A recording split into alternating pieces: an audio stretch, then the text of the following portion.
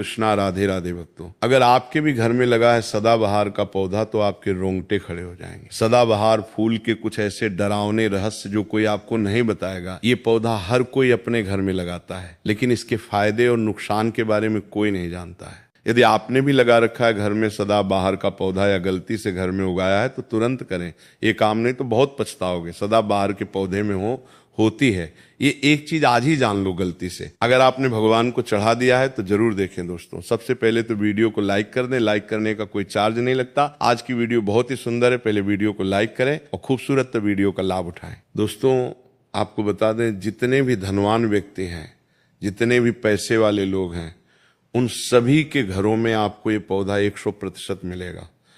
और दोस्तों आपको बता दें कि सदाबहार का जो पौधा होता है उसमें कई फूल खिलते हैं। इसी के साथ आपको बता दें कि सदाबहार का पौधा होता है वो बहुत आसानी से उग जाता है और इसे कहीं पर भी आप बहुत आसानी के साथ उगा सकते हैं। दोस्तों आपको बता दें सबसे बड़ी बात कि ये जो सदाबहार के रंग बिरंगे फूल है ना, ये आपकी किस्मत को बदल देंगे, आपकी किस्मत को रातों रात चमका देंगे। जी हाँ दोस्तों, जिस तरह से ये रंग बिरंगे फूल होते हैं और जैसे ये रंग बिरंगे कलर के होते हैं, उसी तरह से ये तुम्हारी जिंदगी में भी रंग बिरंगे रंग भर देंगे। दोस्तों आप एक बार इस पौधे के उपाय को जरूर आजमा कर देखें और इसके लाभ भी आप स्वयं देख लेंगे। अगर आप भी अपने जीवन में बहुत मेहनत करते हैं, बहुत प्रयास कर रहे हैं जिंदगी में सफल होने का, मगर सफल नहीं हो पा रहे हैं, बार बार आपको असफलता का मुंह देखना पड़ रहा है, आप बार बार निराश हो रहे हैं, तब तो आपको ये उपाय जरूर ही कर लेना चाहिए। अगर कोई व्यक्ति कोई अपना व्यापार शुरू करता है, कोई काम शुरू करता है और अगर उसे उसमें नुकसान होने लगे और उसका वो व्यापार न चले तो व्यक्ति बहुत परेशान हो जाता है और वो सोचने लगता है कि अब इस व्यापार को मैं बंद ही कर देता हूँ, अब इस काम को करने से कोई फायदा नहीं है, जब इस काम से मुझे कोई मुनाफा ही नहीं हो रहा है, मेरी आर्थिक स्थिति अच्छी हो ही नहीं पा रही है। फिर व्यक्ति परेशान होकर सोचता है कि चलो हटाओ, रहने दो, इस काम को अब हम हटा देते हैं, बंद कर देते हैं, कोई दूसरा काम कर लेते हैं। और इसी तरह से व्यक्ति काम भी बदलते रहते हैं, बहुत कोशिश करते हैं, लेकिन उसके बावजूद उनको सफलता प्राप्त नहीं हो पाती है जैसा वो चाहते हैं, उनकी मनोकामना पूरी नहीं हो पाती है, उनका व्यापार नहीं चल पाता है। तो अगर आप भी अपने जीवन में कोई व्यापार कर रहे हैं और आपको बार बार उसमें नुकसान देखने को मिल रहा है, या जो भी काम आपने शुरू किया है वो काम आपका नहीं चल पा रहा है, जिस चीज़ को लेकर आप बहुत ज़्यादा परेशान हैं, किसी विशेष क्षेत्र में आपने तैयारी कर रखी है लेकिन उसमें भी आपको सफलता प्राप्त नहीं हो पा रही है, तब आपको एक बार, सिर्फ एक बार इस उपाय को जरूर करके देखना चाहिए। आप इसके परिणाम और इसके लाभ, इसके चमत्कारी लाभ आप खुद देख लेंगे। इसी के साथ दोस्तों इस उपाय को वो लोग भी कर सकते हैं जिनके सर पर बहुत याद कर्जा हो गया है, या जिसने किसी से बहुत ज़्यादा उधार पैसा नहीं लिया है और वो सुधार को चुकाने में सक्षम नहीं है, चुका नहीं पा रहे हैं। लेकिन कभी कभी होता यह है कि व्यक्ति चाहे कितनी भी मेहनत कर ले, उसके बाद उसको सफलता प्राप्त नहीं हो पाती है। और दूसरी तरफ ऐसे भी लोग होते हैं जो दिन रात मेहनत करके धन कमाते हैं, लेकिन उनके हाथ में धन आते ही बहुत तेजी के साथ वो उनका चला जाता है। कभी बीमारियों में वो पैसा चला जाता है तो कभी किसी अन्य चीज में वो पैसा उनका चला जाता है। कुल मिला के आप कह सकते हैं कि उनका जो धन है वो अच्छे कार्य में कम जाता है, लेकिन बीमारियों में और बुरे कार्यों में ज़्यादा उनका वो धन बर्बाद हो जाता है, जिसको लेकर वो बहुत परेशान रहते हैं और महीना ख़त्म होने से पहले ही उन्हें किसी न किसी से उधार लेना पड़ जाता है। और देखिए, उधार व्यक्ति कभी भी अपनी मर्जी से तो लेता नहीं है। जब व्यक्ति के ऊपर बहुत ज़्यादा परेशानी आ जाती है, उसके जीवन में बहुत सारे कष्ट आ जाते हैं, जिसके चलते उस व्यक्ति को अपना घर चलाने के लिए और बहुत सारी आवश्यकताएं ऐसी होती हैं जिन्हें पूरा करना व्यक्ति का दायित्व होता है, जिसके चलते वो किसी न किसी से पैसा धार ले लेता है, ये सोचकर कि अगले महीने उस पैसे को मैं चुका दूंगा। लेकिन जैसे ही अगला महीना आता है, समस्याएं और परेशानियां खत्म होने का नाम ही नहीं लेती हैं, जिसके चलते उसके सर पर कर्जा बढ़ता ही चला जाता है और वो उस कर्ज को चुकाने में धीरे धीरे असम होता चला जाता है। उस कर्ज को चुकाने में उसे बहुत दिक्कतों का सामना करना पड़ता है, या कभी कभी व्यक्ति इतना ज़्यादा भी कर्ज में डूब जाता है कि उसकी उस बस के बाहर हो जाता है कर्जे को अपने स्तर से उतारना। जी हाँ दोस्तों, तो अगर आपके जीवन में भी ऐसी कोई समस्या है तो आपको ये उपाय जरूर ही कर लेना चाहिए दोस्तों। और हम आपको बताएंगे ऐसे चमत्कारी फूल के बारे में, ऐसे लाभदायक फूल के बारे में जिसका उपाय यदि आप कर लेते हैं तो आप खुद देखेंगे कि कितने ज़्यादा चमत्कारी लाभ उस पौधे के हैं। यदि इसका सही प्रकार से उपयोग किया जाए, उपाय किया जाए और भगवान को ये फूल अर्पित कर दिया जाए तो यकीन मानिए आपके जीवन के सारे कष्ट, सारी परेशानियां तो दूर हो ही जाएंगी, साथ ही साथ जो भी आपकी मनोकामना है वो बहुत जल्दी पूरी हो जाएगी। इसी के साथ दोस्तों, आपके जीवन में अगर धन से जुड़ी समस्याएं बन चुकी हैं, आपके जीवन में धन आना बंद हो गया है, अगर आप चाहते हैं कि आपके जीवन में, आपके घर में धन की वर्षा होने लगे, तो आपको कुछ भी नहीं करना है, सिर्फ इस पौधे को अपने घर में लेके आना है। और जब आप इस पौधे को अपने घर में लेके आएंगे, अपने घर में लगाएंगे, तो ये खुद ही धन को खींच कर आपके घर में ले आएगा। दोस्तों, इस उपाय को करने के बाद जब भी आप जो काम करेंगे उसमें आपको सफलता प्राप्त होगी। और इस उपाय को करने के बाद यदि आप मिट्टी भी बेचने जाएंगे ना, तो उससे भी आपको कई गुना लाभ प्राप्त होगा। तो आज की वीडियो में हम आपको 3 से 4 उपाय ऐसे बताएंगे जो सदाबहार फूल के ही उपाय हैं, और जिन उपायों को यदि आप कर लेते हैं तो आपको कई गुना लाभ उपायों का मिल जाएगा। तो आपको सिर्फ इतना करना है कि आपको जो भी उपाय हम आपको बताएंगे उन्हें बहुत ध्यानपूर्वक सुनना है और उपायों को अच्छे से समझ के करना है, जिससे कि आपसे कोई भूल चूक ना हो। बिल्कुल अच्छे से आप वीडियो को पूरा देखें और उपायों को तभी करें जब आप वीडियो को पूरा देख लें और उपायों को अच्छे से समझ लें, तभी आपको ये उपाय लाभ देंगे। इसी के साथ दोस्तों, कमेंट सेक्शन में सबसे पहले जयकारा लगा दें। आप चाहें तो अपने इष्ट देव का जयकारा लगा दीजिए, किसी का भी आप जयकारा लगाएं, लेकिन जयकारा जरूर लगाएं। और अगर आप हमारे चैनल पर पहली बार आए हैं तो चैनल को जरूर सब्सक्राइब कर लें और वीडियो को लाइक जरूर कर दें। तो चलिए जल्दी से हम आपको बता देते हैं कौन कौन से हैं वो उपाय दें कि ये तो आप सभी जानते हैं कि संसार में बहुत तरह के वृक्ष पाए जाते हैं और सभी वृक्षों का अलग अलग महत्व होता है। उन्हीं में से कुछ पेड़ पौधे, कुछ वृक्ष ऐसे होते हैं जो देवी तुल्य होते हैं। मतलब कहने का है कि जिन्हें देह का दर्जा प्रदान किया गया है, जिन्हें देवताओं का दर्जा प्रदान किया गया है। जैसा कि आप जानते हैं, तुलसी का पौधा हो गया, पीपल का वृक्ष हो गया, बट वृक्ष हो गया, ये सभी बहुत पूजनीय पौधे माने गए हैं। तो आपको बता दें कि कुछ वृक्ष ऐसे होते हैं जिनमें दा शक्ति होती है, जिनके अंदर बहुत अलौकिक चमत्कार होते हैं। अगर बात कर ले पीपल के पेड़ की, तो उसमें साक्षात श्री हरि विष्णु का वास माना गया है, और समस्त देवी देवी देवताओं का वास भी पीपल के पेड़ के अंदर माना जाता है। और अगर हम बात करें शमी के पेड़ की, तो सभी का जो पेट होता है उसे शनिदेव की तरह ही देखा जाता है। कहा जाता है कि शनिदेव का उसमें वास होता है। और अगर बात करें आंकड़े की, तो यानी कि हम जब आंकड़े का पेड़ देखते हैं, उसे निहारते, तो ऐसा लगता है कि गजानन को हम निहार रहे हैं। बेल का पेड़ हो गया जो कि बहुत ही पूजनीय है, ये आप भी जानते हैं। तो आपको बता दें कि हर पेड़ की अपनी अपनी दिव्य शक्तियां होती हैं, अपने लाभ और अपने चमत्कार होते हैं। अब मान लीजिए किसी भी पेड़ की जिनमें दया शक्ति होती है, उनमें से किसी भी पेड़ की यदि हम सही प्रकार से पूजा कर लेते हैं, अच्छे से उपायों को कर लेते हैं, तो यकीन मानिए आप अपने जीवन की समस्त समस्याओं से छुटकारा पा सकते हैं और आप अपने जीवन में जो चाहें वो पा सकते हैं। बड़ी से बड़ी मनोकामना भी आप अपनी पूरी कर सकते हैं। और अगर हम बात करें सदाबहार के फूल की, तो सदाबहार एक ऐसा फूल है जो सदा खेलता रहता है, हमेशा ये खिला रहता है। इसी कारण इसे सदाबहार का फूल भी कहा जाता है। और इसीलिए दोस्तों, ये जो सदाबहार का फूल है, ये सदा के लिए आपके भाग्य को चमका सकता है, आपकी किस्मत बदल सकता है। तो इस फूल के बहुत सारे लाभ, बहुत सारे चमत्कार हैं। हम आपको बहुत ही सरल शब्दों में बताने का और समझाने का पूरा प्रयास करेंगे, जिससे कि आपको किसी समस्या का सामना ना हो, आप उपायों को बहुत अच्छे से समझ के अच्छे से कर सकें। आप चाहें तो इनको लिख भी सकते हैं और आप चाहें तो हमारी वीडियो को दोबारा भी देख सकते हैं, आपको उपाय अच्छे से समझ आ जाएंगे। तो देखिए, अगर बात करें सदाबहार के फूल की, उस पौधे की, तो सदाबहार के 2 रंग के फूल होते हैं। एक फूल होता है सफेद रंग का, और वहीं दूसरा जो फूल होता है वो होता है गुलाबी रंग का। आपने देखा भी होगा, हल्का गुलाबी रंग का फूल होता है। तो आपकी जानकारी के लिए बता दें कि सफेद रंग का जो सदाबहार का फूल होता है, वो माता लक्ष्मी को प्रसन्न करने के लिए बहुत ही कम, अगर फूल है बहुत ही ज्यादा, माता लक्ष्मी को फूल पसंद है। और गुलाबी रंग का जो सदाबहार का फूल होता है, वो भी माता लक्ष्मी को अति प्रिय होता है, क्योंकि गुलाबी रंग तो माता रानी का सबसे ज्यादा प्रिय रंग है। तो जब आप सदाबहार के इन फूलों का कोई उपाय करते हैं, तो इसका मतलब है कि धन खींचने की चाबी आपने अपने पास रख ली है, धन खींचने का पौधा अब आपने अपने घर पे लगा लिया है। इसी के साथ दोस्तों, आपको बता दें कि शिव जी को सफेद रंग का जो सदाबहार का पुष्प होता है, जो फूल होता है, शिव जी को सफेद रंग का सदाबहार का पुष्प बहुत ज्यादा प्रिय होता है। यदि आप इस सफेद रंग के पुष्प को शिव जी को अर्पित करते हैं तो आपके जीवन की बहुत सारी समस्याओं से आपको छुटकारा मिल जाएगा और आपके जीवन में जो भी राहु केतु का दोष है वो भी पूरी तरह से समाप्त हो जाएगा।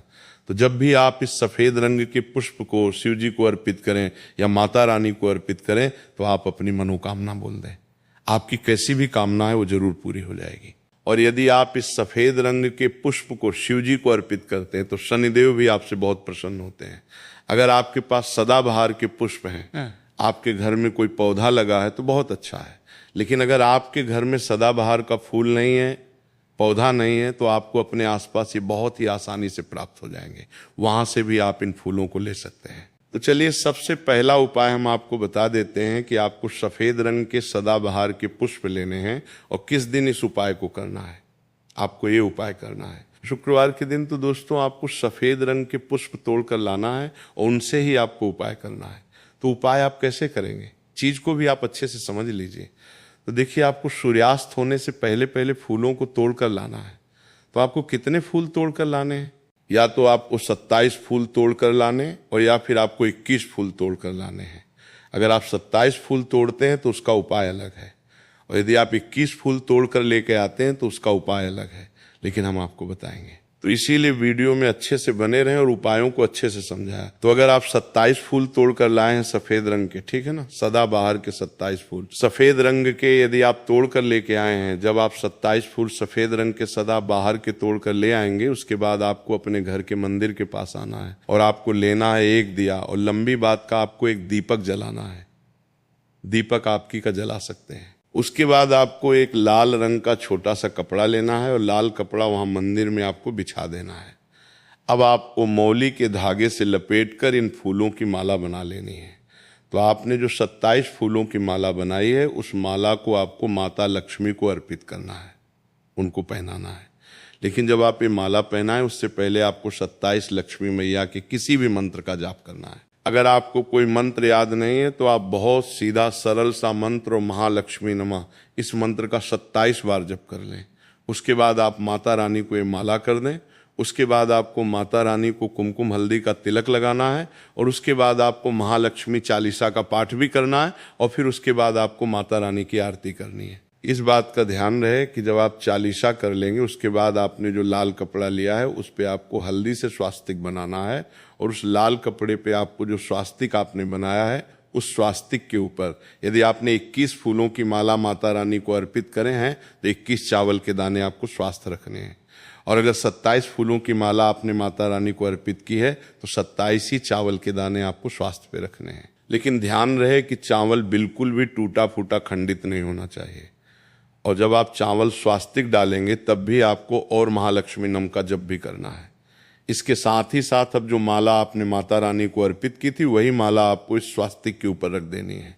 अब इसके बाद आपको माता रानी के मंदिर से सिंदूर लेके आना है, और आप चाहें तो घर का सिंदूर भी रख सकते हैं। अब आपने जो माला रखी है उस लाल कपड़े पर, उस माला पर आपको सिंदूर छिड़क देना है। अब इसके बाद आपको उस लाल कपड़े की पोटली बना देनी है, और इसके बाद दोस्तों आपको उस पोटली को उसी दिन, ठीक है ना, शुक्रवार के दिन रात्रि के समय में उस पोटली को रख देना है अपने धन रखने वाले स्थान पर, अपनी तिजोरी। मेन दोस्तों आपको पता है ये उपाय आपको रात्रि के समय करीब 8 बजे के आसपास आपको करना है। वैसे तो आप सूर्यास्त के बाद कभी भी इस उपाय को कर सकते हैं, मगर आप 8 से 9 के बीच करते हैं तो बहुत ही उत्तम रहेगा। अगर आप 21 माला का उपाय ये कर रहे हैं तो आपको ये उपाय लगातार 5 शुक्रवार को करना है। मतलब एक शुक्रवार कर लिया, फिर उसके बाद दूसरे शुक्रवार कर लिया, तीसरे कर लिया, चौथे कर लिया, 5 में लगातार जो शुक्रवार पड़ेंगे 5 शुक्रवार तक आपको लगातार इस उपाय को करना है। और यदि आप 27 फूलों वाला उपाय कर रहे हैं तो आपको लगातार 4 शुक्रवार करना है। तो देखिए, उपाय चाहे आप 4 शुक्रवार कर रहे हैं या 5 शुक्रवार कर रहे हैं, आप इस बात का ध्यान रखें कि आपको अलग अलग पोटली नहीं बनानी है। आपने जो सबसे पहली पोटली बनाई है उसी पोटली को आपको लेना है। माला तो आपको हर बार नहीं लेनी है, चावल भी आपको हर बार ही लेने हैं, लेकिन उसी पोटली के अंदर आपको उन सारी चीज़ों को रखते चले जाना है। अब देखिए, 5वां जो शुक्रवार होगा, चाहे 5 शुक्रवार आप ये उपाय कर रहे हैं या 4 शुक्रवार कर रहे हैं, तो जो 5 अब शुक्रवार होगा, उस 5 शुक्रवार को आपको इस पोटली को लेना है और आपके घर में जहाँ पे भी मिट्टी हो, मान लीजिए आपके घर में कहीं पे भी मिट्टी है तो वहाँ पे आपको इसको मिट्टी में दबा देना है। और अगर मान लो आपके घर में मिट्टी कहीं पे भी नहीं है, पूरी जगह पे आपका फर्श है, तब आपके घर में गमला तो ज़रूर होगा, तो आप इसे गमले में दबा दीजिए। और आप इस चीज़ का पूरा ध्यान रखें कि आपको पोटली को पूरी तरीके से नहीं दबाना है। आपने पोटली के अंदर जो माला रखी थी, जो चावल रखे थे, उन चीज़ों को आपको मिट्टी के अंदर डालना है। कपड़े को आपको मिट्टी के अंदर नहीं डालना है। जो लाल कपड़ा लिया है उसको आपको नहीं डालना है। तो दोस्तों, ये उपाय बहुत आसान है, बहुत ज़्यादा कठिन उपाय नहीं है।